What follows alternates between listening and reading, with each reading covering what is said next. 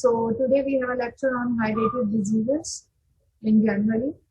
How hydrated disease can present in different parts of the body and what could be their clinical manifestations. So to begin with, we have a brief introduction about let's see the camera. So let's basically it is a zoonotic disease which transferred to the humans with the animals from the animals. It is actually a parasitic disease which is caused by the organism known as Echinococcus. It is a tiny tapeworm from the group Cometazoans. It is classified as either cystic Echinococcus or alveolar echinococcus. Cystic echinococcus, which is more common, is also known as hydrated disease, for which we have to talk about. Although the most infection in humans are asymptomatic, but hydrated diseases or cystic echinococcus harmful slowly by enlarging the cyst in different parts of the body, including liver, lungs, and other organs, that often grows unnoticed and neglected for years. Alveolar echinococcus is the second type of this echinococcus, which is caused by the infection with larval stage, not by the adult stage. Although the cases of alveolar echinococcus animals are more as compared to the human beings. The symptoms are usually it's usually asymptomatic, even in the advanced stage. Echinococcus can involve in any organ. That is what we are talking about. But the most common organ which is involved is the liver, followed by the lungs. And both of the organs involvement is account for about 90% of the cases. Other organs which account for the 10% involvement include muscles, bone, kidney, brain, and spleen. In the liver, the pressure effect of the cyst can produce symptoms because it usually there is a cyst, and wherever there is a cyst, it usually produces local symptoms. So while we have a cyst in the liver, it usually causes compression of the porta hepatis, it causes compression of the biliary tree. So it usually gives the symptoms of obstructive jaundice or abdominal pain when it causes pressure effect on the biliary channels.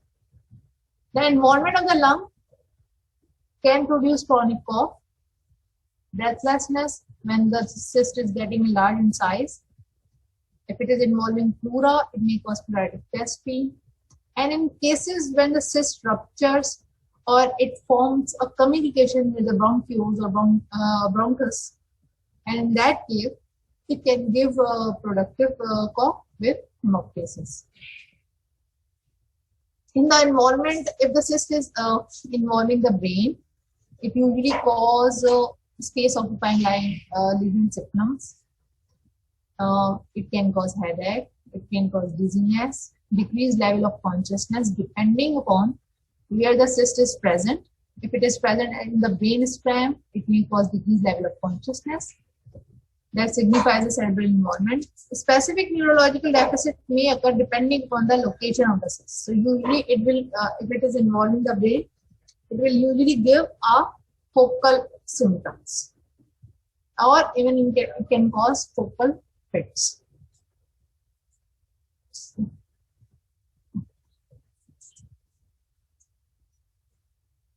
So this is what we are talking about, hydrated disease. If what could be the complication, because cyst can go unnoticed for quite a long time other than having pressure symptoms. What secondary complications can have when it came into the notice of physician or surgeon? Either an infection or some leakage from the cyst, or if it is get ruptured. Minor leak lead to increased pain and mild allergic reaction. Why? Because the content of the cyst is very, very toxic, and it produces sometimes mild allergic reaction, or sometimes it may produce a very severe anaphylactic reaction that may lead to flushing, urticaria, anaphylactic shock, which, if not treated promptly, may be fatal. A rupture in the biliary tree, if the cyst is present in the liver, may lead to obstruction by the daughter cyst, which may act as a foreign body, leading to cholangitis. A rupture into the bronchioles leads to expiration of cystic fluid and hydrocephalus. If the infection of the cyst can occur either as a primary or a secondary, following an episode of leak into the biliary tree, there may be a formation of fistula following any infection. And in that case, because now it has a communication from the different parts of the body, in that case, patient might have simply fever, or there may be some full-blown septicemia. Extremity pain with or without neurological deficit is a sign of either there is a cyst in the bone or there is a cyst in the muscles, which though is uncommon, but we have seen the cases in which we came across with simply a cystic lesion in the bone, and we suspect there is something underlying malignancy, and it came out to be hydrated cyst. So the symptoms of alveolar echinococcus, that is the second type. Liver is the primary site of the infection in that case, and sometimes it closely mimics the cirrhosis of carcinoma. Symptomatology is that of progressive liver dysfunction rather than having the obstructive features. It causes gradually liver failure, which may progress over weeks, months, or years. And distal metastasis is possible, and involvement of the other organs such as lung, brain, bone can occur in as many as 13% of the patient. So, if you come across a patient who is having symptoms of, you are suspecting hydrated disease based on the history, though the clinical diagnosis is very rare. You can have vague symptoms, or sometimes it is asymptomatic, and you have incidental finding of the hydrated disease on some X-rays or some imaging. Then we have to look for the clinical signs. And sometimes the patient can come with the clear finding of obstructive jaundice or chest productive cough and with hemoptysis. Then you have to think of some uncommon cause. Though it's not very common cause, but you have to think of it. So if there is involvement in the liver, there may be simply jaundice as a sign of biliary obstruction. If it is involving the lung, what physical findings you can get? There may be decreased breath sounds, there may be signs of airway obstruction, there may be consolidation, depending upon the involvement. If it is rupture, you may get the signs of pleural effusion.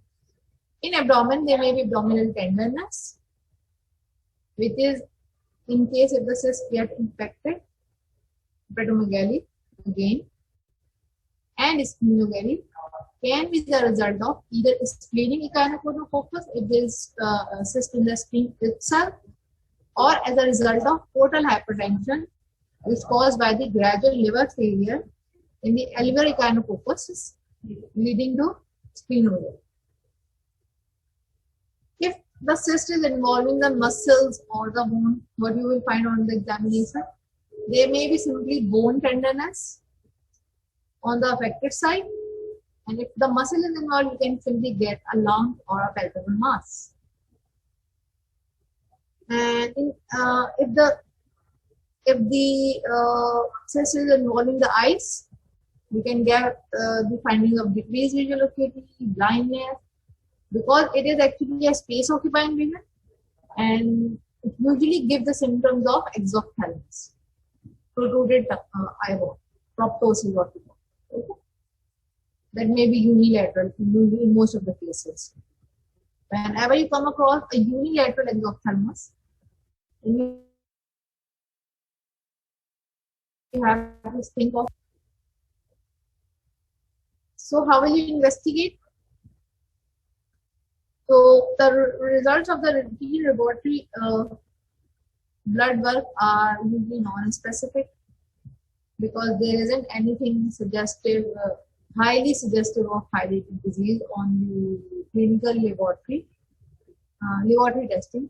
So, depending upon the location of the cyst, whether it's in liver, whether it's in lung, liver involvement, if it is there, they may be find simply abnormal liver function test. You can get phosphatase level obstructive picture that there is cholestasis of the bile. If it is get infected, you may have leukocytosis, suggesting an underlying infection. As it has tendency, the material of the cyst has tendency to cause allergic reaction, and as it is a parasite, they have tendency to cause eosinophilias. So then you may get a raised eosinophil count in the complete blood picture in 25% of the cases. The indirect theme agglutination test and the enzymes linked immunosorbent assay, which is ELISA very commonly used, they have the tendency sensitivity of 80% overall and are the initial screening test of the choice. Okay, previously there was a test, Kensoni test, in which there was a fluid has been aspirated from the cyst and then it will test it, but nowadays it is obsolete because there are high chances of cyst rupture and anaphylactic reactions. So this test, Kensoni test, was obsolete. So nowadays we have both the test in the sorbent assay through which we can see independence of the Gynococcus granulosus organism. Other we have immunodiffusions and immunoelectrophoresis, which demonstrate the antibodies to antigen 5 and provide specific confirmation of the reactivity. The ELISA test is also useful in follow-up cases to detect either there is any recurrence of the disease or not. Okay. After blood testing or laboratory blood testing, we usually go for the imaging because it is a cyst and we will confirm the possibility of the cyst with its specific features on the imaging. Simply plain films, including in case of chest, we can go for the chest X-ray. In cases of abdomen, we can go for the ultrasound abdomen. In case of chest X-ray, we can get a thin rim of calcification, delineating a cyst, which is suggested by Gynococcus cyst. In alveolar Gynococcus, the results of the film may be normal. Sometimes. Ultrasound of the abdomen is helpful in the diagnosis of the hydatid disease because it usually detects the daughter cyst. What is specific about the hydatid cyst? How will you differentiate this cyst from the normal cyst? Is that the specificity of this specialty, or what is the specific about this cyst is it has usually there's a large cyst, and in the large cyst there are some small cysts. You will notice the small cyst, what we call as a daughter cyst, floating in a large cyst, which is highly specific for hydatid disease. And it can easily be picked on ultrasound, and if not, we can go for some more imaging, including CT or MR. Computed tomography CT scanning has an accuracy of 98% and sensitivity to demonstrate the daughter cyst. In cases where we are doubtful differentiate amoebic cyst or bacterial cyst or simple cyst from the hydatid cyst, in that case you can go for the CT scan because it is the best test for differentiating hydatid cyst from the amoebic and pyogenic. In cases of Alveolar echinococcus, the CT scan findings are sometimes indistinguishable from those of hepatocellular carcinoma, which is a bit worrying. Okay, so we have to, whenever we are serious or fatal like hepatocellular carcinoma, we have to think of some treatable and curable disease like echinococcus, so that we can have a better outcome of the patient. How will you approach the patient treatment-wise? Talking about the treatment, we have medical treatment options, we have some procedures, and then we have surgical options. But medical option, chemotherapy or the drugs, whether you are going for any surgical procedure or not, they have to be given to the patient. So, when they are mostly indicated in patients with primary liver or lung cyst or cyst at any other organ of the body that are inoperable, either because of the location of the cyst at some risky area, or because of any medical conditions or comorbidities, patient is not fit for surgery, or the patient with cyst in 2 or more organs, or there are peritoneal cysts. In that case, you cannot go for removing all the cysts from different parts of the body. In that case, it's better to give the option of medical treatment. And in medical treatment, we have 2 options of same class, albendazole and mebendazole, that are anti-propofol. Albendazole is administered in several months. Usually it is given for a 1 month period with a dose of about 10 to 15 milligram per day. Then it is usually 28 to 30 days period for giving the drug. Then a drug-free interval of about 14 days, and then again a 1 month medication period. Up to, for how long you can go for this? Either for 3 months or for maximum of 6 months. You have to monitor the patient for disease activity and disease reoccurrence, disappearance of cyst or shrinkage in the size of the cyst, and then how will you monitor? We will discuss it later.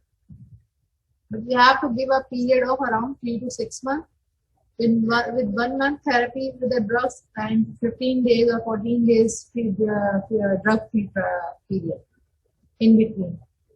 Second, we have mebendazole, which is also administered for 3 to 6 months orally in doses of 40 to 50 milligram per kg with the similar duration of 14 days without the drug and then 1 month with the drug. The second procedure which we usually go for is spares.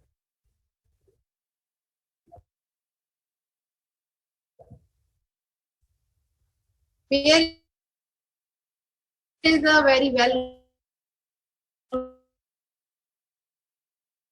known procedure which is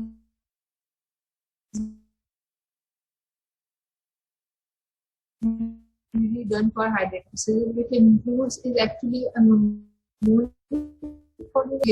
aspiration. First of all, what we will do is that we aspirate the content of the cyst by a special cannula, followed by first we will aspirate all as much as fluid or content of the cyst.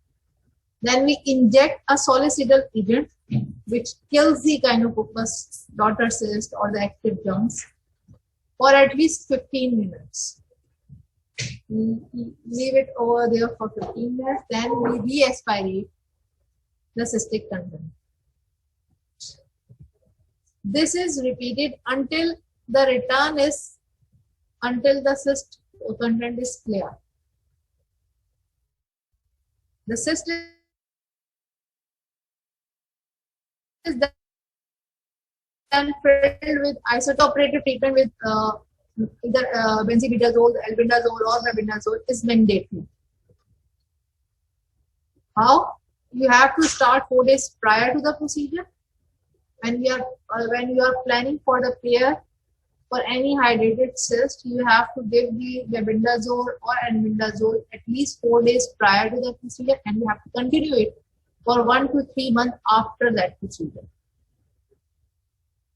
The parodectomy can be performed on the liver, if the cyst is in the liver, in the bone, in the kidneys, but should not be performed on the lung and the brain. Because in both these areas, there are chances that it can get rupture and may produce fatal consequences rather than treating the patient. The third option we have is the surgical care, in which conditions it is we have to opt the surgical option. There are two conditions. Number one is the large superficially located single liver cyst. Liver cyst with biliary tree communication or causing a pressure effect, in which case you cannot go for the medication and you need some surgical interventions to break that communication with the biliary tree. And you can go for surgery in any areas if the cyst is in the lung, brain, kidney, eyes, bone, all other organs, to remove the cyst, to avoid any pressure effects. This is all about the medical treatment, surgical treatment, and the procedure what you can go for the hydrated cyst. How you can prevent of having hydrated cyst? Because always the prevention is better than cure. Because human infection with the Echinococcus result from it usually have two hosts, but its transmission is usually through fecal-oral route. That means if we do simple measures, we can avoid contacting these diseases, including proper hygiene, cleaning of proper cleaning of uncooked food, avoidance when possible, dietary regulation of the pet dogs. Dog is actually one of the host. Human and the dogs are the two hosts. So regulation of the pet dogs, stop habit of feeding viscera of intermediate hosts such as sheep, pet dogs, which is not commonly practiced in our country, but it is one of the cause, because intermediate hosts are usually sheep and dogs. And in our other countries, it might be some more animals like hyena. Regulate pet dogs activity to prevent indigestion of sheep material. Avoidance of unregulated dogs. Treatment of pet dogs in endemic area for intestinal echinococcus with praziquantel periodically. Control of dog population. Because I mentioned earlier in that lecture that it is a zoonotic disease. So we have to treat the animals if they are either carriers or they are intermediate host or they are having any disease. Along with proper care of washing hands before eating and proper cooked food.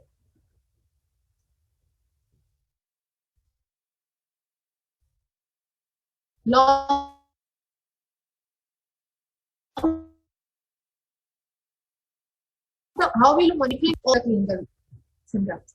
So if the patient comes to you hydrated cyst in the liver or in the brain, having clinical features, so first and foremost important thing is the resolution of that clinical symptom.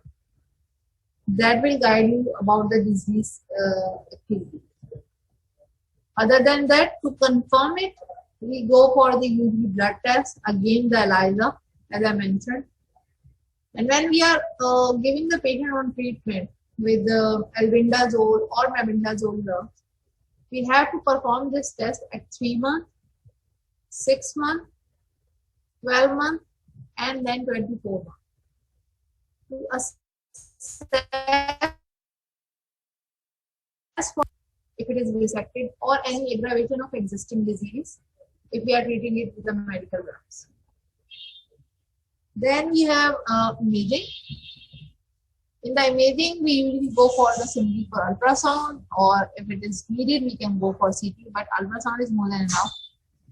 It's usually used in the follow-up at the same interval, just as we mentioned about the blood testing, that is 3, 6, 12, and 24 months. Or if you are having any clinical symptoms of aggravating of disease,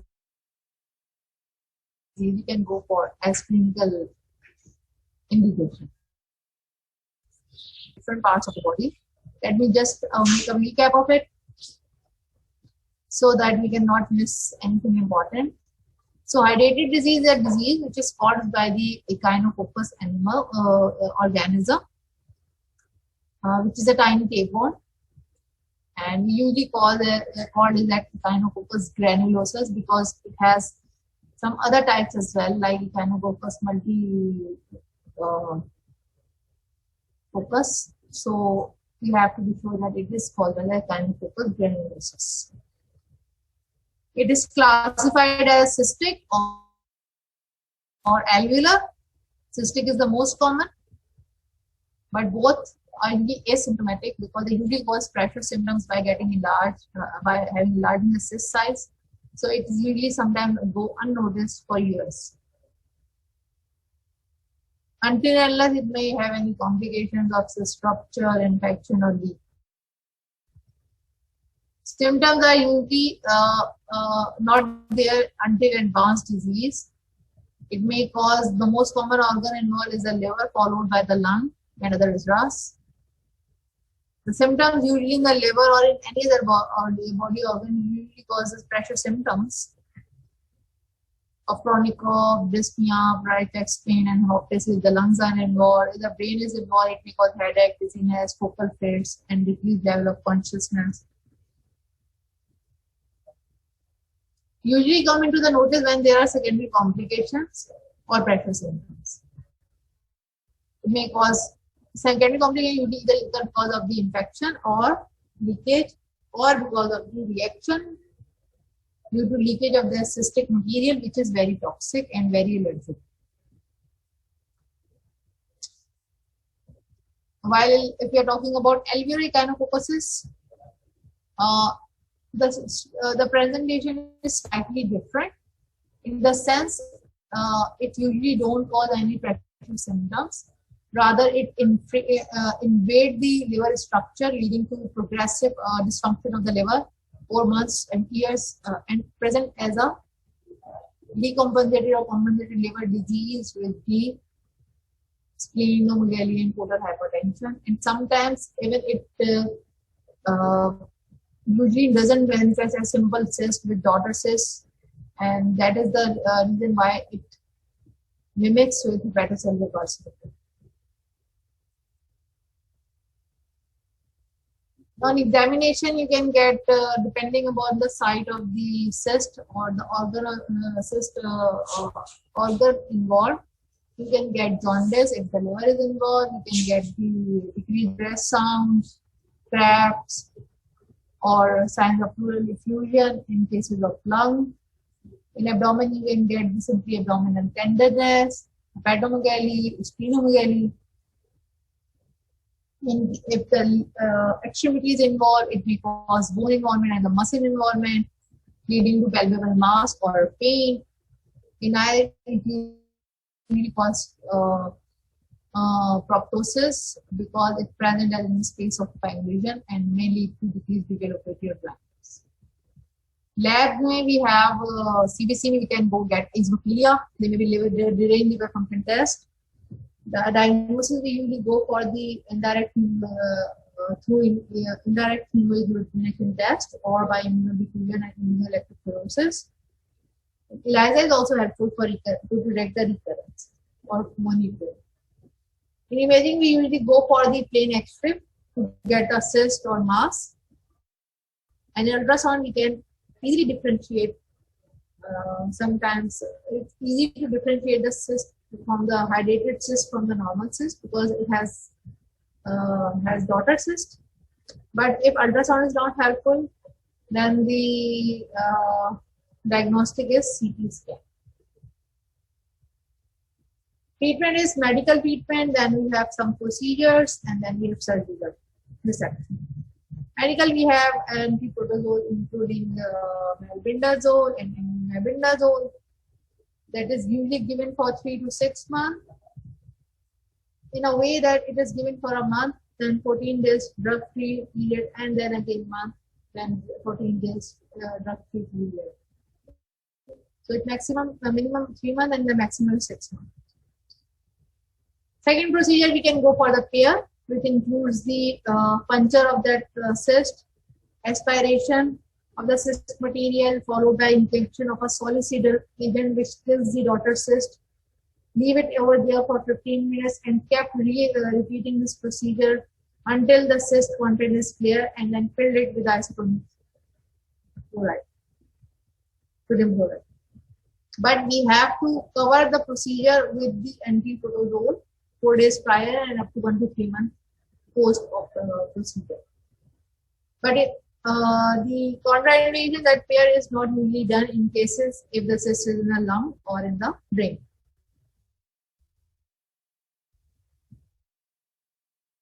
Cyst is large, if it is present superficially in the lung, if it has any communication with the biliary or it causing very much side effect, pressure effects, or if it is in any other organs of the body. Prevention simply by proper care of food hygiene, and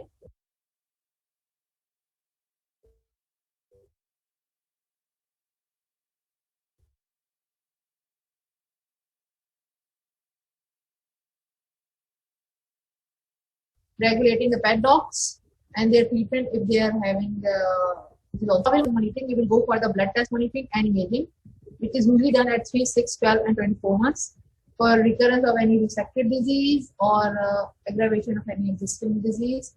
On treatment, the patient is on the treatment. So this is all about the lecture. If anybody has any questions, you can ask.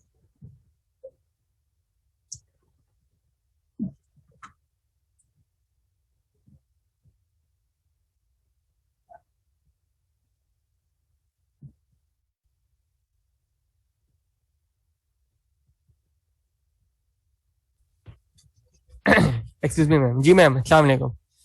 जी जी वालेकुम। Lecture and हो गया आपका? जी जी हो गया। कुछ है सवालात students के लिए? तो कोई क्वेश्चन नहीं, अगर किसी ने पूछना है तो बता दें। चैट मैंने ऑन रखा हुआ मैडम, कुछ स्टूडेंट के सवाल आएंगे तो मैडम आपका जवाब दे देगा बाय वॉइस के जरिए। Okay, where is the chat box? How preliminary Pakistan? Well, it is not really very endemic in Pakistan, because the most common intermediate dose in cases of hereditary disease we have is hyena or dogs. So sometimes in some areas where there is more population of the dogs, they can be, but it's not very endemic. We usually don't come across patient with hereditary disease, very common. Okay. How much cases are seen in our clinical settings? The same answer, because it's not very common. As when we are talking about tuberculosis, we come across almost number of patients. So it's not very common. We usually come across 1 or 2 cases in a year. Okay, because the reason is maybe because it is not very symptomatic. It does not cause symptoms until it's get very increase in size, or it causes pressure symptoms, or I have mentioned it causes complications. Yes, here I have said it's a puncture, then aspiration, then infusion, and then re-aspiration. Okay. Puncture, aspiration, infusion, and then re-aspiration until the content of the cyst get clear. But it's usually very tricky, and we have to perform it very cautiously, because there are the chances of cyst rupture or leakage of the cyst material and leading to anaphylactic shock. So we have to attach Rollier sites in cases if the patient has any anaphylactic shock. Any other question?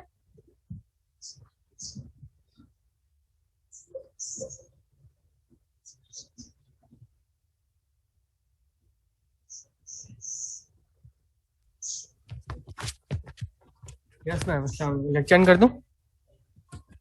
Yes, I don't have any question. If anybody else has any question, you can type simply, or we should end the lecture. I think there are no more questions. You can end the lecture.